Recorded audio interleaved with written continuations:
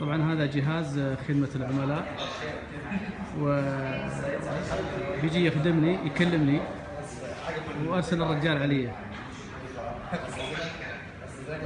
تمشي معايا سعيد سعيد. ايوه تفضل. ما شاء الله تبارك الله. يجيني هو ولا؟ هو جاي. مساك الله بالخير.